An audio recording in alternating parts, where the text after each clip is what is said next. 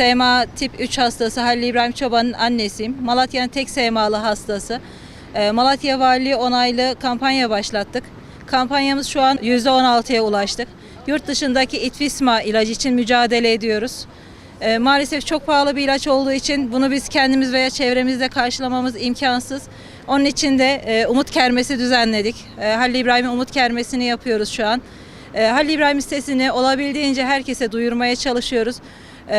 Sevgili destekçilerimizden, bütün milletimizden, duyarlı insanlarımızın hepsinden desteklerini bekliyoruz. 1 lira 10 lira demeden gerçekten bizim için en küçük bir destek bile çok kıymetli.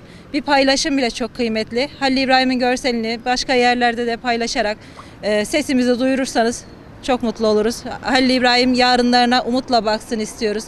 Sağlıklı, kimseye muhtaç olmadan yaşasın istiyoruz. Halil İbrahim'in Umut Kermesi 3 gün devam edecek. Bugün Cuma günü. 20'si 21'ine de açık. Cumartesi, pazar da buradayız. Toplamamız gereken miktar maalesef çok yüksek. 1.815.000 dolar. Kermesimizde her türlü ürün desteğine de ihtiyacımız var. Buradan gelip alışveriş yapmanıza da ihtiyacımız var. Bizim sizin her türlü desteğinize ihtiyacımız var. Aklınıza ne gelirse her şeyimiz var. Sağ olsun ailemiz, gönüllülerimiz, sevgili değerli esnaflarımızın kıyafet yardımları, yiyecekleri, kap, kacak, aklınıza ne gelirse her şey mevcut.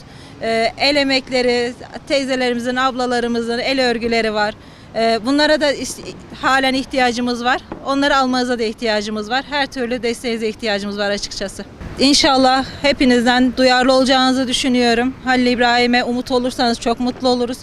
Halil İbrahim bir an önce sağlığına kavuşsun, bir an önce ilacına kavuşsun istiyoruz. Çünkü biz zamanla yarışıyoruz. Gerçekten Halil İbrahim gün geçtikçe kaslarında yıkımlar oluyor maalesef, kas kayıplarımız oluyor. Ondan yarıştığımız gibi döviz kuruyla da yarışıyoruz. Döviz yükseldikçe bizim toplamamız gereken miktar da artıyor.